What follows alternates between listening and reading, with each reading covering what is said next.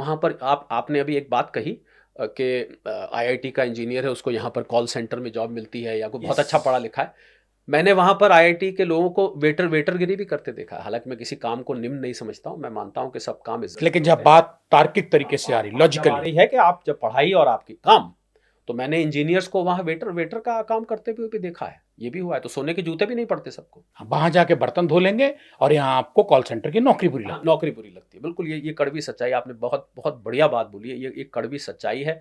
और मुझे लगता है कि लोगों को जो ये सपने देखते हैं कि विदेश जाएं, विदेश जाएं, भारत में क्या रखा है, भारत में क्या रखा है, अरे यहाँ पर क्या है, यहाँ तो कुछ नहीं है। मुझे लगता है ये सोचना गलत है। और आप कुछ समय का इंतजार करिए, ये स्टेटमेंट बदलती दिखेगी आपको। हाँ, मतलब कुरुक्षेत्र में जब तक महाभारत नहीं होगा तब तक योद्धाओं की ताकत का एहसास नहीं होगा। बिल्कुल ठीक बात। भले ही एक तरफ कृष्ण की सेना खड़ी हो जी। और दूसरी कृष्ण खड़े हों, लेकिन यहाँ जब पड़ेगी जी। तभी पता लगेगी। बिल्कुल। और ये अगर टाइम रहते पता लग जाए तो नुकसान ना हो। बिल्कुल ठीक बात। शरद जी, पैसा बहुत है लोगों के पास आज भी भारत में, लेकिन लगाने का कुछ उन्हें जुगाड़ नहीं है। सोना, ये चांदी सब बहुत हैवी हो गए हैं। वो ये सोचते हैं कि हम एसआईपी में चले जाएं, बॉन्ड्स में चले जाएं। ऐसे लोगों के लिए क्या कहना चाहेंगे आप कि भैया आज की तारीख में 5 साल बाद तक के लिए कि कहाँ जाए जिसके पास थोड़ा भी पैसा है? मुझे लगता है कि क्योंकि ऐसा मुझे महसूस हो रहा है, मैं और मेरी आर्थिक टीम निरंतर विश्लेषण करती रहती है देश की अर्थव्यवस्था की और वैश्विक अर्थव्यवस्था की। मुझे लगता है कि आने वाला 2026, संजीव, वो कहीं कोई रिसेशन की आहट सुनाई दे रही है, मंदी की आहट सुनाई दे रही है। तो जब मंदी की आहट सुनाई दे, हमने शुरू में बात भी करी, अमेरिका की ग्रोथ रेट की बात करी, यूरोप के कुछ देश तो पहले ही मंदी में खड़े हुए, जापान मंदी में चला गया। तो जब मंदी की आहट सुनाई देती है, तो ऐसे में आपके निवेश की जो स्ट्रैटेजी है वो थोड़ी सी फर्क होती है। तो आपकी इजाजत से मैं उस फर्क स्ट्रैटेजी को बताना चाहूंगा, क्योंकि मंदी की आहट मुझे सुनाई दे रही है और मेरे कानों में शायद तेज सुनाई दे रही है। बाकी लोग क्योंकि उतना विश्लेषण नहीं करते तो उनको इतनी नहीं सुनाई। लेकिन खुल के ईमानदारी के साथ हमारा जो फर्ज है वो तो हम बता ही सकते हैं बिल्कुल कि बता सकते हैं। समझना और एडॉप्ट करना ना करना वो आप पे है। दर्शकों का काम है। तो ऐसे में स्ट्रैटेजी ये होती है कि आप अपने खून पसीने की कमाई को फैला कर रखें। फैला कर रखने से मतलब है कि एक ही एसेट क्लास में पैसे को ना लगाएं, खाली सोने चांदी में ना लगाएं, खाली शेयर्स में ना लगाएं, खाली एफडी में ना रखें, खाली आप रियल एस्टेट में ना लगाएं।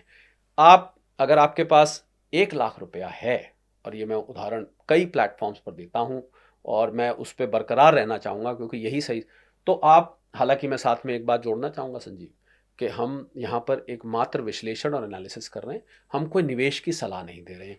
आप निवेश अपने अपने इन्वेस्टमेंट एडवाइजर से यस, ये हमने क्लियर कर दिया। सलाह करके करिए, जैसा वो कहते हैं वैसे करिए। हम एक एक एक परिप्रेक्ष्य, मेरा सवाल था उसका आंसर कर रहे हैं जो आपके पास है। जी।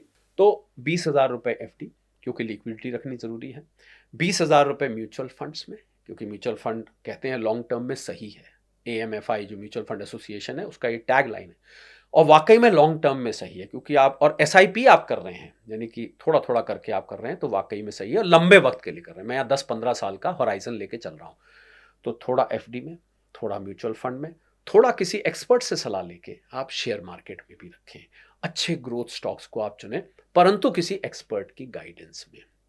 अब 60% हो गया, मैंने 20% एफडी में कहा, 20% मैंने आपको म्यूचुअल फंड कहा, 20% मैंने आपको शेयर्स में कहा, 20% आजकल जो चमकती वस्तु है सोने और चांदी में रखें।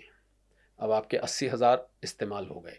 आखिरी का जो 20% है, अब मैं आपको जो बताऊंगा बहुत हैरानी होगी सुन के, क्योंकि मैंने 1 लाख रुपए मात्र लिया था। आखिरी का 20,000 आप रियल एस्टेट में रखें। अब आपका छूटते ही सवाल आना चाहिए कि भाई 20,000 में कौन सी रियल एस्टेट आती है? हमारे तो टॉयलेट की फिटिंग्स भी नहीं आती इसमें, टॉयलेट दूर की बात है। ये आप एक सर एग्जाम्पल के तौर पे हमें बता। नहीं, मैं एग्जाम्पल नहीं, मैं लिटरल भी बात कर रहा हूँ कि 20,000 में कौन सा रियल एस्टेट आता है। तो 2 नए प्रोडक्ट्स आए हैं मार्केट में जो कि रियल एस्टेट छोटे अमाउंट से भी आपको घुसने का मौका देते हैं। उनका नाम है रीट और इनविट। रीट है REIT, real estate investment trust. इसमें बहुत सारे लोगों का पैसा छोटा छोटा इकट्ठा किया जाता है, एक ट्रस्ट बनाई जाती है, एक SPV है, चल रही हैं कुछ भारत में।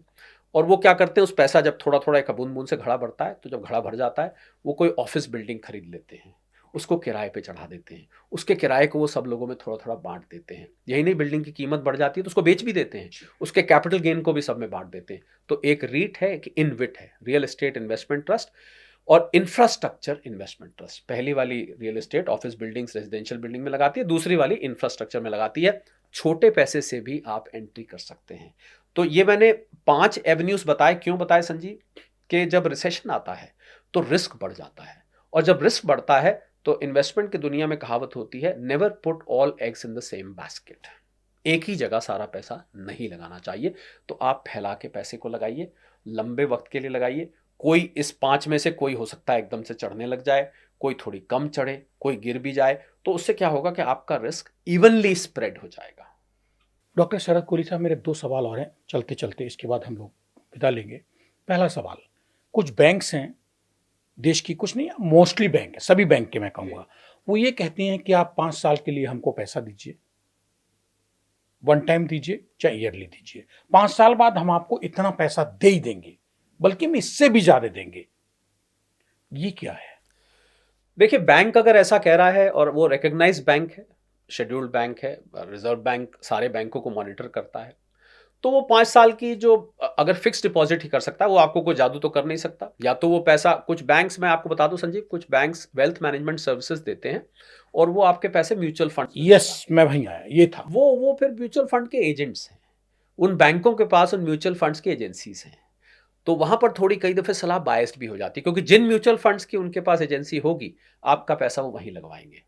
तो इसलिए मैं आपको एक ऐसी टैग लाइन दे देता हूं, जहां भी 12 से 15% साल का रिटर्न से ज्यादा आए तो आपके कान खड़े हो जाने चाहिए कि दाल में कुछ काला है, और कहीं कहीं तो दाल ही काली निकल आती है पूरी की पूरी।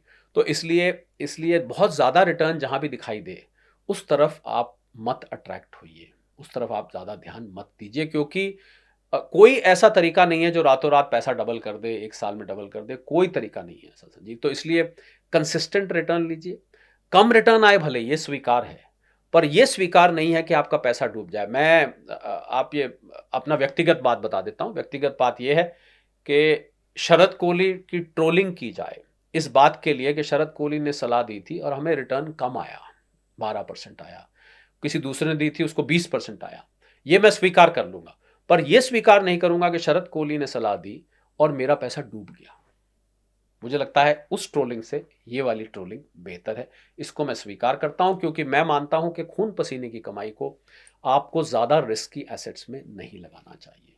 इसीलिए मैंने ये 5, आप मेरे से किसी ने कहा कि साहब आप तो कह रहे हैं कि गोल्ड एंड सिल्वर का भविष्य बहुत अच्छा है और ये आने वाले साल में भी चढ़ेगा, तो सारा पैसा आप क्यों नहीं बोलते कि भाई इसी में लगा दिया जाए, फिर आप मैंने कहा मैं नहीं कहूँगा, क्योंकि मैं कभी भी नहीं कहूँगा कि आप हाईली रिस्की एसेट्स में आप पैसा लगाएं। आप अपने सलाहकार से बात करें, निवेश जो आपको निवेश में मदद करते हैं उनसे बात करिए, फाइनेंशियल एडवाइजर है उनसे बात करिए। पर रिसेशन के दौरान में मल्टी एसेट एलोकेशन ही सबसे अच्छी स्ट्रैटेजी होती है। अलग अलग निवेश के संसाधनों में आप थोड़ा थोड़ा पैसा अपना रखें।